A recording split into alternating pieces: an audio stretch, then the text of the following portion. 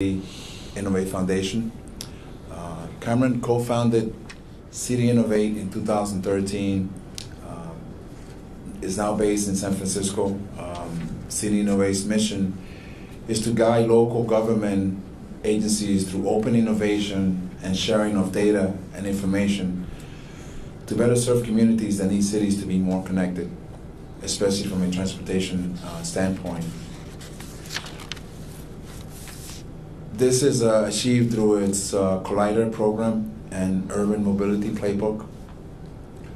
The Collider program is a long-term commitment that includes 8 workshops that cover everything from identifying problems and data to incorporating technology, legal, and policy options. Currently working with the Department of Transportation and Public Works in Miami-Dade County, Kamran will discuss how transportation officials, city agencies, planners, and public sector and private sector leaders are improving overall mobility and achieving long-range planning goals. The Urban Mobility Collider is a shared effort by the Miami-Dade County Department of Transportation and Public Works and industry partners like Microsoft, Cubic Transportation Systems, Lyft, and MasterCard, just to name a few. The result is to find, or the objective is to find solutions through the Collider program and record in its Urban Mobility Playbook, which documents lessons learned. The lessons learned include relevant data, collaborative ideas, and sharing of information from both public and private sectors that can help to address problems and challenges. For the Miami-Dade County, this means the seamless transportation network, a focus on first mile and last mile needs, and most of all, a system that better serves its growing population by connecting them to public transit and limiting single occupancy vehicle trips. We know in our planning region the needs may vary, but NYMTC forecasts tell us that our overall population will grow, adding additional strain to our transportation system, including more congestion on our roadways and more public transit ridership in New York City, Long Island, and the Lower Hudson Valley. By exploring emerging digital technology solutions with startups and professionals from private and academic sectors, City Innovate helps to better integrate public and private transportation services. It's all about better communication, better data, and better collaboration by the public, government, and the private sector. Prior to establishing City Innovate, Kamran's professional experience was in financial engineering around new technology ventures, especially smart city initiatives across the globe. So without further ado, let's welcome Kamran Saddique to the podium.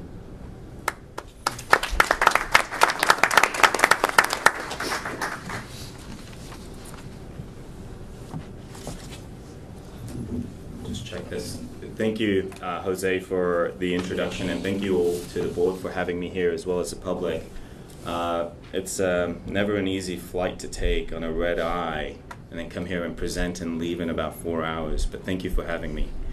I think before we get started on the presentation, I think there was a lot of information that you helped us with the Collider process, and we sort of grappled with this for years. And one thing that's actually lightning was the mayor's office here in New York yesterday announced how they are going to use design thinking in really solving a lot of urban problems that they face. So I know there's a workshop coming up here next week. We've been seeing that in San Francisco, in Oakland, and other cities. Again, how do we take a human approach to the issues that we face in our cities and really focus on the citizens who are actually going to be the benefactors?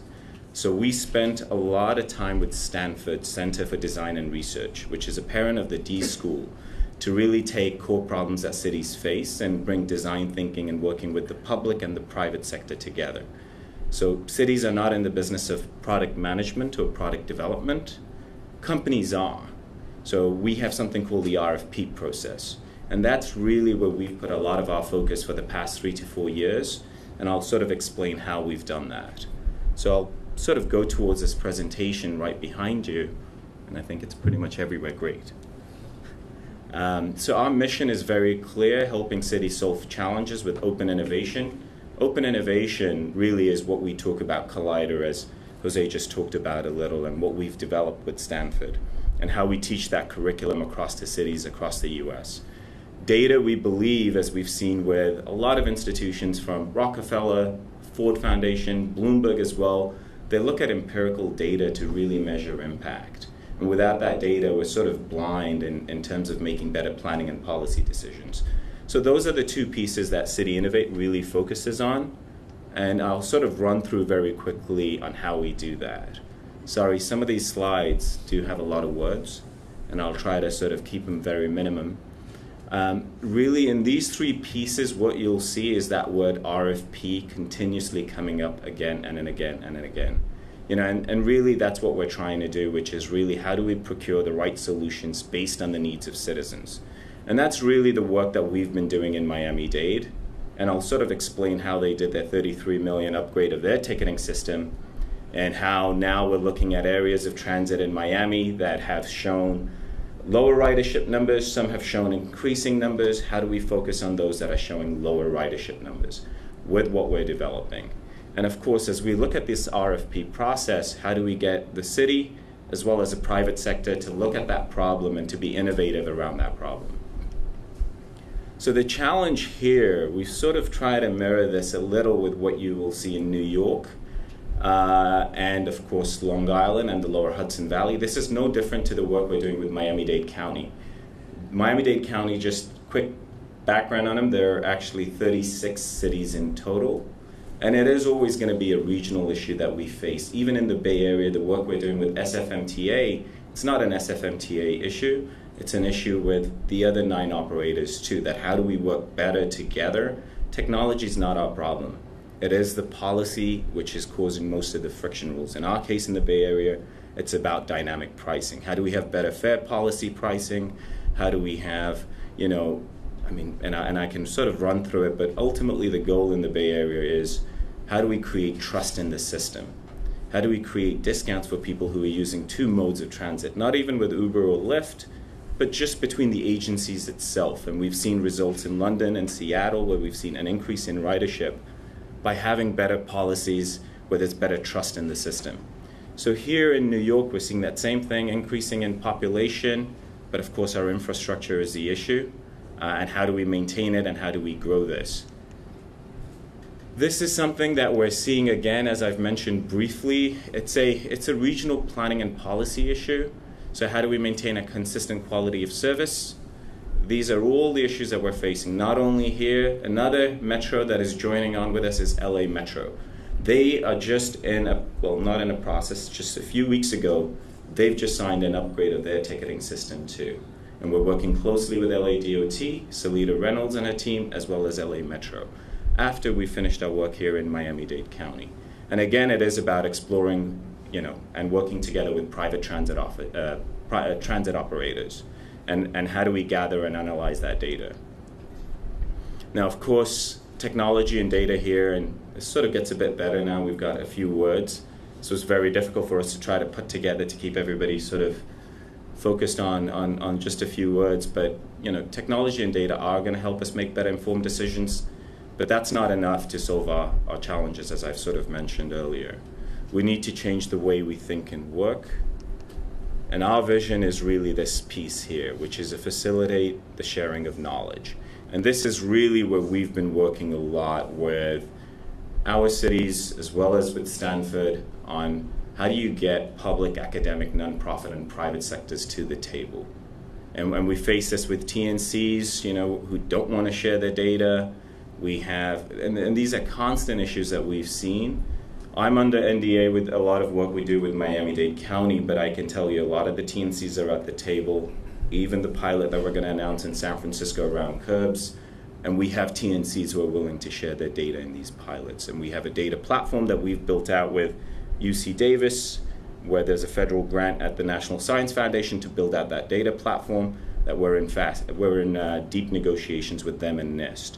And I can sort of share a little on that later, but without the public and the academic and the nonprofit and private sector, this is not going to be possible because our issues are around silos. And of course, the goal is to enable city agencies, transportation councils, all the rest to make better planning and policy decisions based on data. How do we get there? I think, as Jose pointed out, this is what took us about a year to put together, which was a Collider program. And I think there's, in your packets, what you will find is examples of the Collider program broken down, those 8 workshops that take us 6 months, 3 weeks apart, with at least 15 stakeholders, whether it's Cubic, who's the sort of big player in the transit system who's been sitting at the table, whether it's Microsoft or MasterCard, 3 players who actually helped upgrade Transportation for London system, helped reduce their costs by 15%. So there's numbers now that are out there, increase their ridership, and of course now they're on that space where they're looking at data federation and a data brokerage system. So this is where LA Metro and Miami-Dade County are 2 of the 2 agencies here in the US that are going down that path. And if you look at the process that we have here on the left-hand side, we understand that we're not, there is no new holistic product coming in. You have to work with existing legacy systems. So that's one piece that we ensure that we work with, that, someone losing A, their job, or B, being replaced, that's something that needs to be addressed here. And that's what we do. And the challenge we find on the left side, around the data space specifically, is that these data, it's locked in boxes and in silos, and it's difficult to pull it out, whether in Excel sheet formats, and then how do you sort of pull it out and get it to the interface that city agencies can use. Where we spend a lot of our time personally is in that middle box. And I think this is really where we see a lot of friction.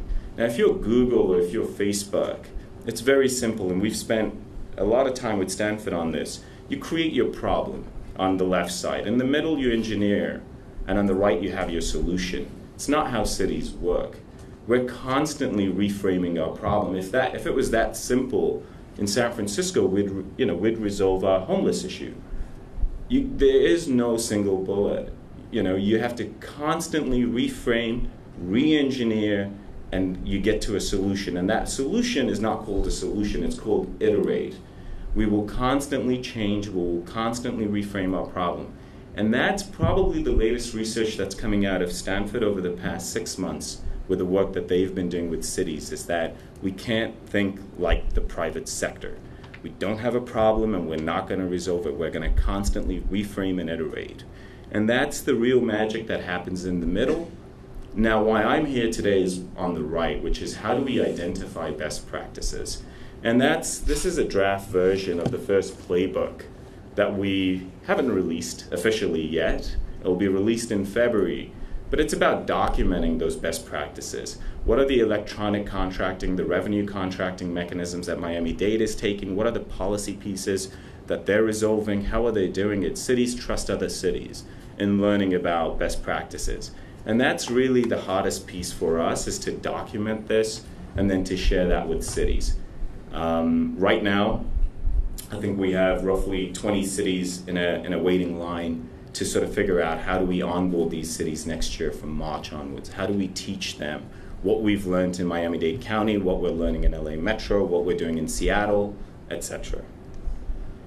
Here's a brief, and I won't bore you too much on this. And I think again in the packets that you have, we go into detail a lot, and we failed at this place. And I'm happy to discuss why in the past.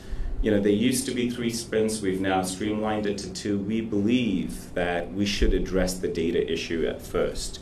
One of the other cities that we're working with is San Diego. They recently passed an RFP with GE, Intel, and AT&T around upgrading their sensors on their streets, getting ready for autonomous vehicles. And the problem there is not, having the vehicles on the streets. The problem is that how do we share this data now? And who owns that data? It should rightly be owned by the cities. And maybe we need another custodian. But even before you look at that, what about the privacy of citizens? I mean, who are we going to be looking at and who are we not going to be looking at? And how do we effectively ensure that those data sharing laws from a privacy and security point are adhered to, are taken into account. That's why we really focus on building that data collaborative at first to identify what are the frictions. Again, technology is not the issue. We're going to be announcing that we're looking at autonomous vehicles in San Francisco too from a Vision Zero perspective. But before we even tackle these issues, we need to understand how are we going to collect data? What are we resolving for? If it's Vision Zero, it's collisions and avoiding fatalities and accidents. If it's related to traffic management and congestion, that's a different use case. That's a different problem. So who are the stakeholders that we need to have? And that's really focused on Sprint 1. On Sprint 2, you can see, again, when I talked about fair rules, that's when we start looking at the policy challenges. In the case of the autonomous vehicles, it sits in the legal side. Right now, there's no federal, state, and city laws that are actually in line right now. The federal government has just released last week new guidelines for local municipalities on this. But again, that's what we do in Sprint 2. If I continue very briefly, our goal really is to help cities build that data collaborative. How do we get the public and the private sector operators to share that data? The only work that we've seen that is advanced is the work that's happening at UC Davis, where they took 80% of California's water data, and they're able to get 18 different providers in the private sector to share that data. And I can sort of briefly talk about the actionable insights into that, and that's what we're seeing that the federal government is looking to build out to cities across the US. Our goal really building the data collaborative is to get to that pilot project, that if we are doing something, we need impact. We need to see that if ridership was low, in Miami's case, it's Miami-Dade South, they have a transit stop. They need to increase their ridership, and they need to understand, can the TNCs help them do that? Can extra bikes help them to do that? Real estate is a big issue. Where should they be putting these new bike stations? Why should they be putting them there? They need access to that data. That particular pilot is there to actually then show impact, that we can go back to the stakeholders to say that the work that we're doing is actually in fact showing impact. And if not, how do we go back to the drawing board and reiterate? And then of course we have our innovation playbook. So impact and best practice is really the work that we've been doing. Here is just a little on Miami-Dade County very briefly. You can see on the left, that's the challenge they face. They have an increasing population that we're constantly hearing in cities and metropolitans. They have increasing road congestion, decreasing ridership, and of course, how do you maintain the service quality? And that gets more difficult if you want to bring in TNCs. The one thing that a lot of players haven't talked about, who provides that customer service. So if you have a multimodal system and a Lyft breaks down on its way to a subway, who deals with that? Is that the agency? Is that Lyft? How do you triage that? That's a lot of pieces that we've spent months on with Miami-Dade County and what those contracts look like. That's really been the challenge on the left-hand side. Of course, the opportunity, you can see this. From a San Francisco point, it sits in the middle. Their big issue is single occupancy vehicle trips. This is where, I think you've all seen in the past month, they've been suing Lyft and Uber. Our city attorney has.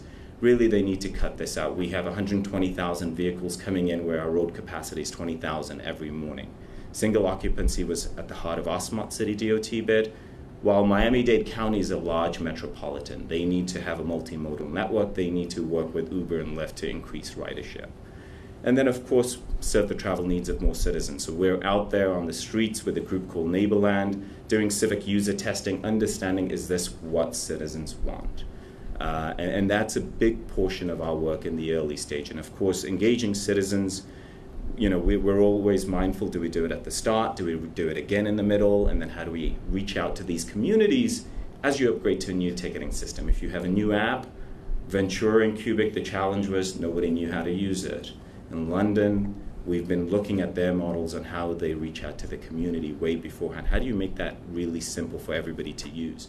What about the issue on data plans? Does every citizen have a data plan? 72% of citizens in LA Metro and the whole region don't. So how do you address this? So that's really the work that we do in the middle, and then you can see on the right all the federal government, the cities, and of course academic institutions and the private sector partners and the startups that we work with. And here's some of the outcomes that we're looking at, and very quickly, really it is about communication. I think, as Jose mentioned earlier, between DTPW and the procurement partners. I mean, it really is about how do we work hand in hand together to develop a better solution. And, you know, I think one thing Miami-Dade has seen is new methods of working with their community. I think that's been a challenge in the past on communication. And really that was the case study. The last few slides is this really around the data space. We do live in a complex world. Our challenges today are, you know, requiring greater access to data. I know NYMTC has a data plan which goes, you know, that's been around since 2002 in collecting this data, and I think there's a new program coming out in 2018, and that's great. There's some great public data, and now how do we get private operators to actually provide data sources that they have about how citizens are moving around? And that's really at the heart of what we're tackling. And this is why it's such a challenge, and I think we've all seen this. In Miami-Dade's case, LA's case, they're really moving towards, and San Francisco, how do we monetize data for a public agency to increase revenue? We think it's at least 3 to 4 years away, but this is a big piece of their problem right now that they're asking us to address. We're starting to see, you know, London has actually piloted a program around selling the data now, and I think in the US, city agencies are getting a little tired of having data that's owned by them resold back to them. So that's, and this is just the last slide. This is just the water energy and efficiency project, again, that was around the drought program that we're now taking from utilities to transportation. So anyway, this is just a quick brief on who we are and what we do. So that's the presentation. Thank you very much, Bill. Thank you, Kamran.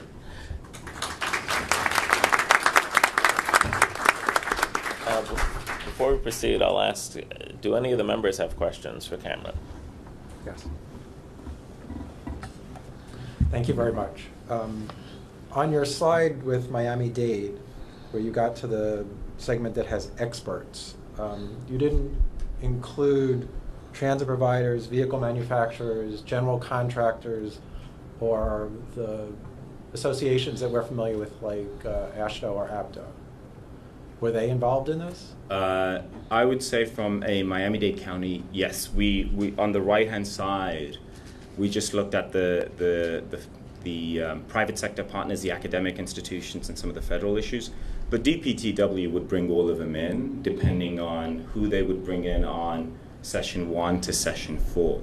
But we did not have, I think you mentioned APTA. We did not. I'm actually presenting there on August the 11th for the first time on this, but we would love to have them in the future. NACTO is another on the Vision Zero piece that has worked with us on this, and they're looking at a playbook too. So it just really depends on who those city agencies have good relationships with too, and I think that's also been a challenge. You know, APTA, you know, is working closely with a lot of cities, but NACTO has been working closely with Miami-Dade, and we let the cities and the agencies bring in the right folks. But they drive this, just to be very clear on this. This is not driven by the folks on the right. It's really driven by the city agency, and they bring in their experts, we bring in the rest. Hi. Can you use the microphone? Sure. Sorry. Good presentation. Thank you. I'm curious, since much of this seems focused on informing the development of RFPs, how are your clients managing sensitivities about bringing in potential bidders in the process of RFP development, so procurement sensitivity? Yes, that's actually a great point. This specific project actually, funnily enough, was done after the RFP. And we normally work on before the RFP. So Miami-Dade County had already issued a $33 million contract to Cubic. And they brought us in after we ran this DOT Smart City Challenge that we did, and they noticed us there and said, well, San Francisco lost the bid. It went to Columbus, Ohio.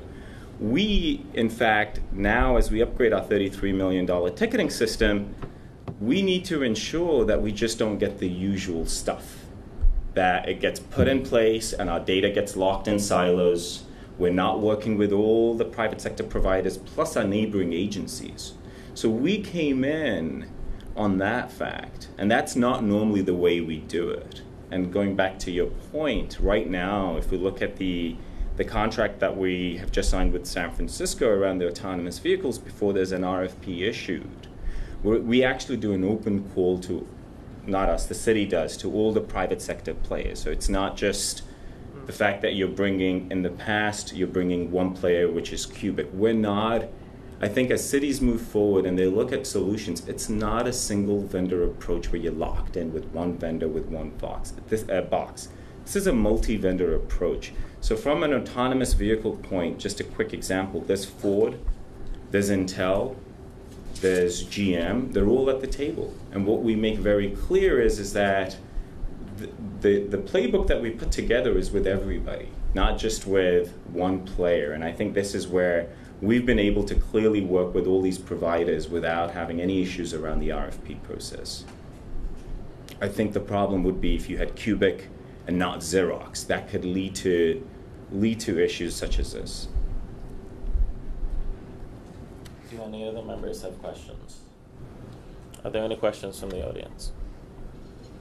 No. Thank you very much, Kamran. Thank you. It was a very informative presentation. Thank you.